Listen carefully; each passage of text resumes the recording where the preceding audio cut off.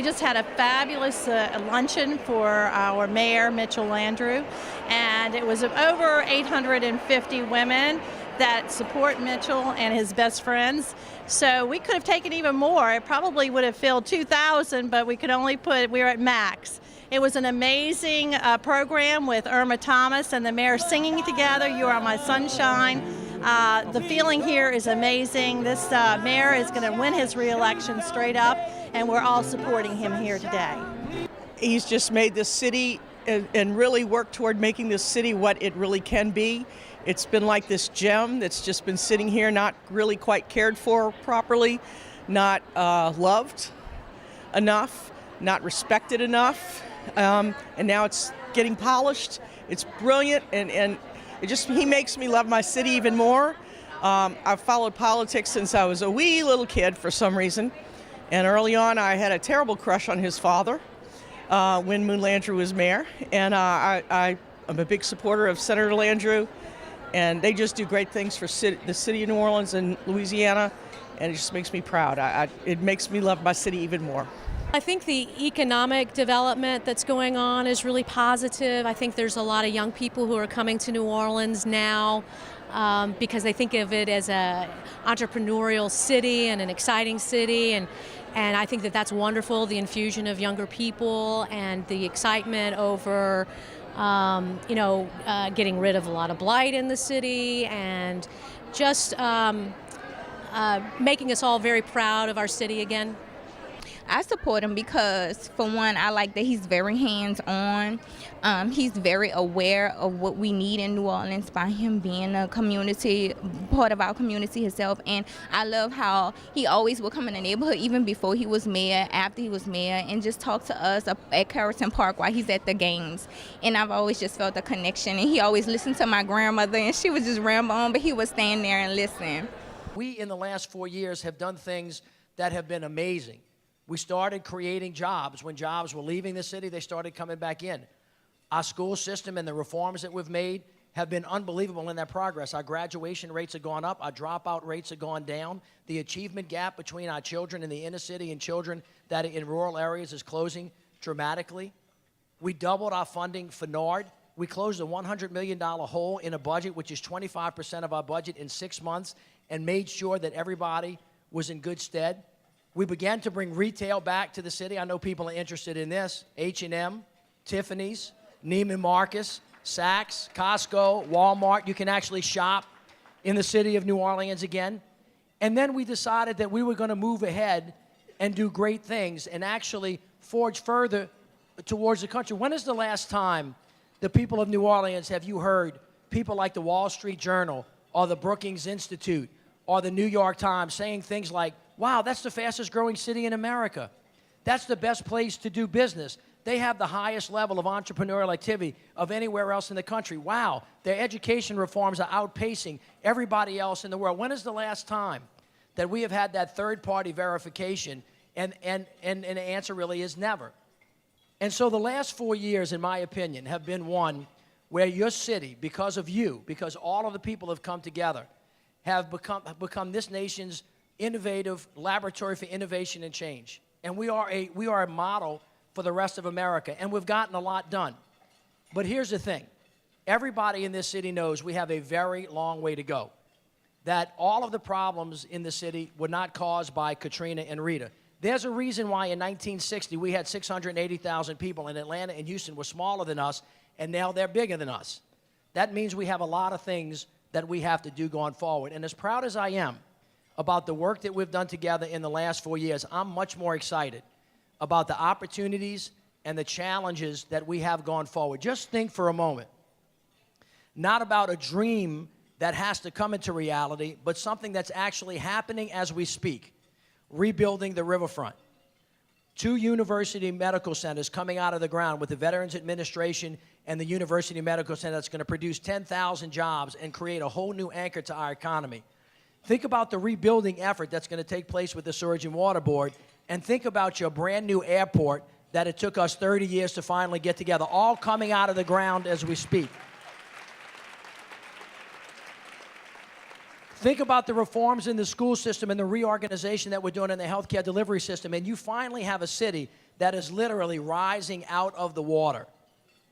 Having been under 17 feet of water now, going to the top and actually becoming a shining example for the rest of the country. This city has an opportunity that has not presented itself to another major American city in our lifetime. And what's wonderful about it is we've seen the opportunities and we're taking advantage of it, and the future looks brighter than it ever has. But I will say this to you. Everybody in this room is of the same heart and same mind about this. Where there is great opportunity, there comes great responsibility. And it is a fact that in America, not everybody is moving forward at the same pace. But the New Orleans way is not to leave anybody behind. Not one person, not one neighborhood. And so my hope and my dream for everybody here today that is in the next 4 years, as we link individuals with jobs, as we rebuild our economy, as we help our children do better through recreation and enrichment programs, as we make our city safe, because we have to become a murder-free city. We have to become a city of peace. We have to become a city where all of us feel free to move around, because where there is no peace, there is no freedom. While we do that, my dream and our hope for us is that everybody in this room reaches out to someone that they don't know. If you live in Pensiontown, go find somebody in Lakeview and tell them hello. If you in Lakeview, get over to Lower 9 and say hi. If you're in Lower 9 and you want to kind of head over to Gertown, right, or you want to go head over to the West Bank, please do that, because this city will only go forward and succeed if we go forward truthfully, in spirit, in word, and in deed as one city. So one team, one fight, one city is our aspiration, just like forming a more perfect union. But in reality, what it means is walking the walk and talking the talk, and make sure that we embrace each other going forward. Because if we can do that, if we can become a city of peace, if we can become a city where we really mean that nobody gets left behind and every neighborhood comes along, then in 2018, for our 300th anniversary, your city, your beloved city, the city of New Orleans, will be the city that you always dreamed that we should be. And so this election really is pretty simple. It is about whether we're going to stay together as one people, whether what we've done in the last 4 years has satiated you, has really encouraged you to continue to move forward, whether or not you want to keep moving forward and keep progressing, or we want to stop and go backwards. It's pretty simple. But to me, the answer is clear, and I already know what it is, because I have been all over this city. I have talked to everybody that I can talk to in every neighborhood, and the people of this city have learned what it feels like to win. You have learned what it feels like to be together and to get the richness from each other, irrespective of what neighborhood that we've come from. And we have produced something that no other city in America has seen in a long time. And I think New Orleans likes it. I think New Orleans wants more of it. And I think New Orleans feels what it's like to be able to reach that pinnacle that we always dreamed of. And if we keep pressing on, we will get there. God bless you all. Thank you so much. And thank you for your support. Mitch is kind of like a son to me. He was a law clerk for my husband when he was in the federal court, and I just love him. I think he's so personable, so family-oriented, and I think the city of New Orleans has a big family streak, that family loves family, and they like reacting. And I'm just looking forward to him moving us farther along in the next 4 years. So I want to keep it going. He's unified the city, and I want to keep it going. He's fixed things. He's fixed things that needed to be fixed, like streets, helped with schools, even though that's not really his purview, with really the way business is done in this city. But more than that, just fixing things has been a vision for the future and what it can be, and really believing in that, and not just talking about it to get elected, but he's making changes like he's doing with the airport and other things. It's just, you got to have a vision. This is a great city that can just blow everybody else away, and he knows that in deep down, and he's sort of got us all coming along and helping, because that vision is great. If you just walk outside the door and you see what's going on in the city and all the work that he's put into it, as well as his entire staff and the people in the city of New Orleans supporting him. But business is here. We're in the top with the Forbes magazine. We're in the top in business.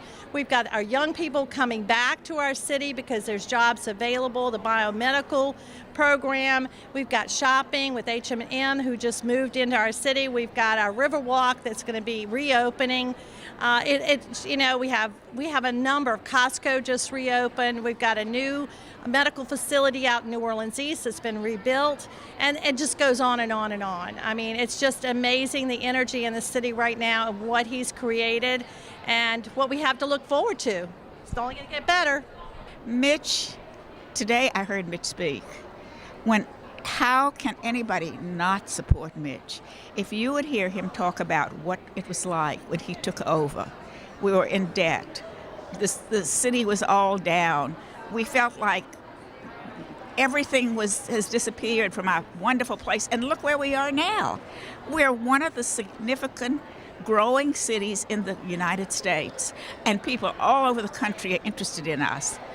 All over the world are interested in us. It is so exciting. We need Mitch another 4 years to finish what he started. Certainly things are incomplete in certain areas of the neighborhoods and so forth. We have problems. He knows it. He's going to take care of it and turn it over at some day in even better form than it is now. And then we'll have another mayor. But that's fine. But right now we need Mitch.